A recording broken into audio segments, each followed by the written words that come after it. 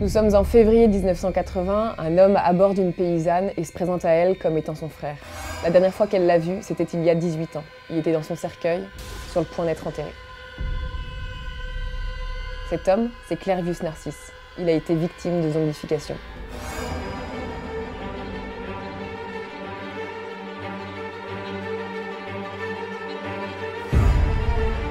Le cas de Narcisse, ça fait partie d'un des nombreux cas qui sont signalés en Haïti de personnes qu'on croyait mortes, qui ont été enterrées et qui sont revenues d'entre les morts. Un peu transformées, quoi. Tout ce qu'on voit dans les séries type Walking Dead, All of Us Are Dead, ça n'existe pas. En revanche, le zombie haïtien existe bien. Comment ce phénomène est possible ? C'est dû à un sorcier, un Bokor, qui utilise une potion très particulière qui a le pouvoir de zombifier des personnes. Et en général, s'ils ont été zombifiés, c'est parce qu'ils ont fait quelque chose de mal. Soit ils ont commis un vol, un viol, ou alors on a missionné en privé des sorciers pour justement régler des histoires familiales, type d'héritage, des choses comme ça. Dans le cas de Narcisse, que s'est-il passé réellement ? En avril 62, il débarque à l'hôpital, il crache du sang, il est super mal, il est vraiment à l'article de la mort, quoi. Les médecins n'arrivent pas à poser de diagnostic. 3 jours après, il est déclaré mort. L'enterrement est organisé et un certificat de décès est alors donné. Donc Clervius, socialement, est mort. On est d'accord. Pas totalement, puisque la nuit de son enterrement, il a été déterré et réanimé par le sorcier qui lui avait donné la potion qui l'avait zombifié. Mais quand il s'est réveillé, c'était plus le même du tout. Donc le sorcier le réanime avec une autre potion. Ensuite, il a pris en otage Clervius pour le faire travailler dans ses plantations. Clervius est devenu un esclave en fait. Il s'est retrouvé avec une centaine de personnes comme lui qui étaient des zombies. Ce qui l'a sauvé, c'est qu'un des zombies, un peu moins zombie que les autres, a tué ce sorcier, ce qui a provoqué la libération de tous les zombies. Donc Clervius est libéré, pendant 16 ans il va errer autour de la plantation et puis un beau jour il décide de faire son grand retour dans son village natal. Alors vous imaginez bien que dans les années 80, quand on a ce récit de l'homme qui se présente à sa sœur et qui lui dit qu'il est son frère alors qu'en fait sa sœur a participé à son enterrement donc elle n'y croit pas, ça a éveillé la science. Des médecins, des botanistes, des anthropologues qui se sont tous agités pour savoir ce qui se passait réellement avec l'usage de cette potion. Cette potion, elle est incroyable dans le sens où elle est capable de faire mourir quelqu'un temporairement. Et donc probablement qu'elle pourrait aussi fournir des indices quant au mode de fonctionnement du cerveau, au mode de fonctionnement des organes et fournir des pistes pour des traitements. Et donc quand la science se réveille, il y a notamment le directeur de neurologie de psychologie de Port-au-Prince, qui s'appelle Lamarck Doyon, qui se dit qu'il faut absolument qu'il en parle à un de ses collègues, qui est Nathan Kline, qui est le père de la psychopharmacologie et qui est notamment le pionnier dans la découverte des traitements contre la schizophrénie ou la dépression. Nathan entend sa demande et se dit qu'il va missionner un jeune anthropologue qui s'appelle Wade Davis, qui va partir en Haïti en 1982 pendant quelques mois pour justement infiltrer tous ces réseaux de sorciers et récupérer des potions pour les analyser. Et donc il va récupérer ces potions et il va les décortiquer. Donc il va notamment retrouver des plantes, des os broyés d'animaux, mais surtout la trace d'un poisson bien particulier. Ce poisson, il fait partie de la famille des tétraodontes. Là, on parle du poisson globe, qu'on appelle le fugu au Japon. Vous savez, c'est le poisson qui se gonfle quand il se sent un petit peu menacé. Mais il contient une neurotoxine qu'on appelle la tétrodotoxine. Et c'est ça qui est mortel. Cette neurotoxine, on l'utilisait d'ailleurs pendant la Seconde Guerre mondiale pour empoisonner certains soldats. Ça a été très documenté et c'est comme ça que Wade Davis a pu récupérer toute la liste des symptômes que cette toxine pouvait provoquer chez les individus. Donc c'est-à-dire qu'on avait des récits de soldats qui se réveillaient 7 jours après à la morgue. Ou alors il y en a certains qui se réveillaient dans le camion de marchandises pour aller à leur crémation, quoi. C'est des trucs de ouf quand même. Donc Wade Davis, il se dit c'est cool, j'ai toutes ces informations, je vais pouvoir faire un parallèle avec justement tous les symptômes que présentent les zombies haïtiens. C'est comme ça qu'il se dit que la tétrodotoxine est à l'origine du processus de zombification. Donc Wade Davis, il rapporte des échantillons de la potion pour tester ça en laboratoire sur des animaux. Par exemple, chez les souris, au bout de 6 à 9 heures, elles ne répondent plus à aucun stimuli oculaire, auditif, plus rien. Les rats, on dirait qu'ils sont dans un coma permanent. Les singes, eux, deviennent hyper agressifs quand on leur frotte la potion sur la peau. Et puis, au bout d'une demi-heure, plus rien. tous ces animaux deviennent complètement léthargiques. Narcisse, quand il a été interrogé, il dit qu'il se souvient de tout. Des médecins qui ont déclaré sa mort, de son acheminement vers son cercueil, de sa dépose au cercueil, de son enterrement, de sa famille qui pleurait. En fait, Narcisse, il a vécu son enterrement.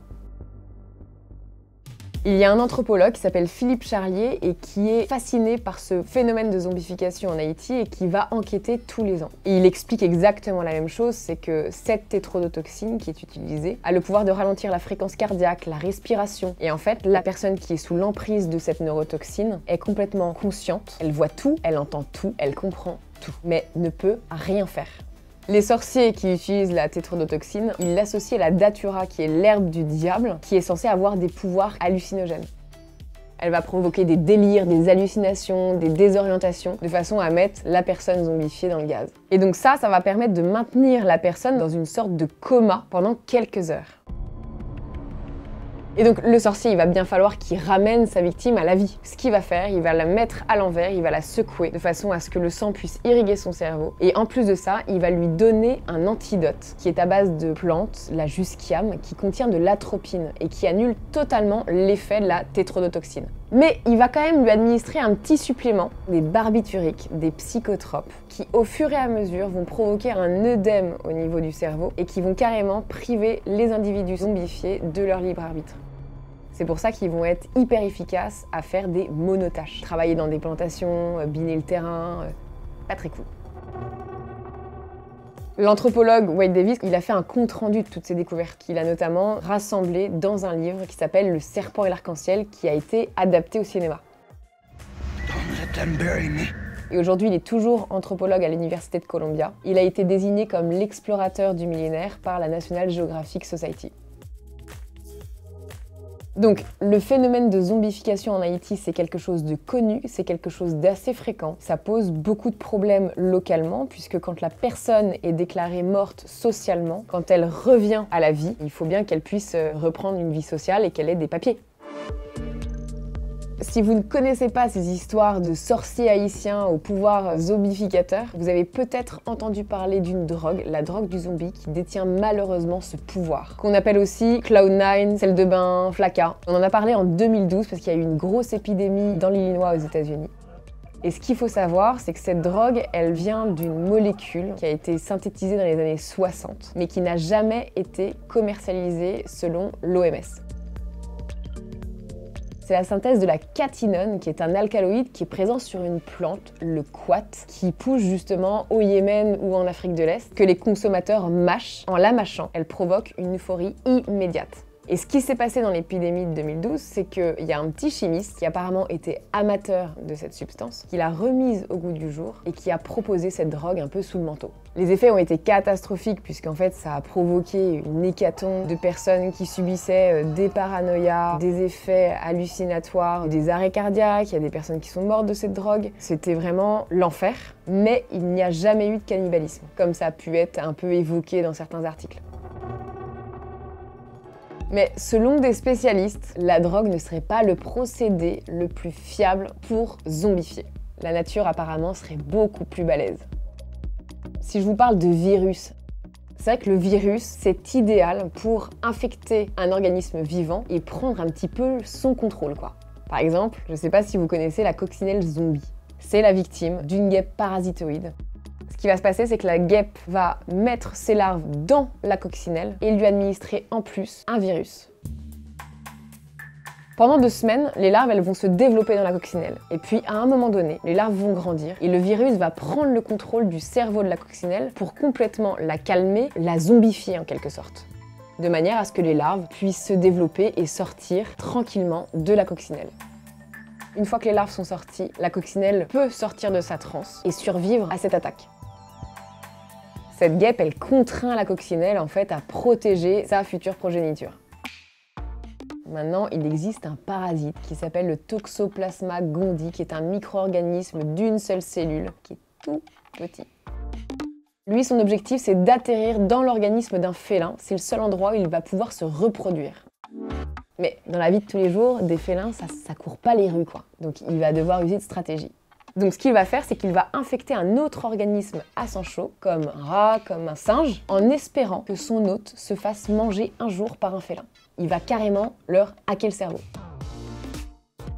C'est-à-dire que le rat, il va être attiré par les urines du chat, le singe, il va être attiré par celle du léopard. Donc il va tenter de manipuler le cerveau de ses hôtes, ce qui va même provoquer, dans certains cas, des tentatives de suicide de ces animaux. Donc ce parasite a un pouvoir zombificateur assez incroyable. J'ai parlé des virus, des parasites, il y a aussi des champignons. Donc Castor Moser a fait une vidéo à propos de fourmis qui deviennent complètement zombies à cause de l'Ophiocordyceps unilateralis. Ce champignon a été la source d'inspiration dans la création du jeu vidéo The Last of Us d'ailleurs. Le truc le plus flippant que j'ai découvert, c'est un ver qui s'appelle le nématomorphe. Ce ver-là, il naît dans des environnements très humides. Et il va se développer grâce à d'autres insectes, et notamment grâce au criquet. Donc, il va infecter le criquet, il va profiter de son organisme, donc de sa circulation sanguine, de tout ce que le criquet peut lui apporter. Et une fois qu'il va devenir très très grand, 10 cm en moyenne, il va pousser le criquet à se suicider dans l'eau. Donc, ce criquet tombe à l'eau. Imaginons qu'un poisson le mange. Maintenant, imaginons que nous mangions ce poisson. Résultat des courses, on se retrouve avec ce ver dans notre estomac qui a déjà peut-être enclenché un processus de zombification. J'étais ravie de discuter des zombies avec vous aujourd'hui. Si vous avez des histoires assez marrantes, fascinantes, passionnantes à ce propos, n'hésitez pas à les écrire en commentaire et je vous retrouve très rapidement pour une prochaine notif. Ciao!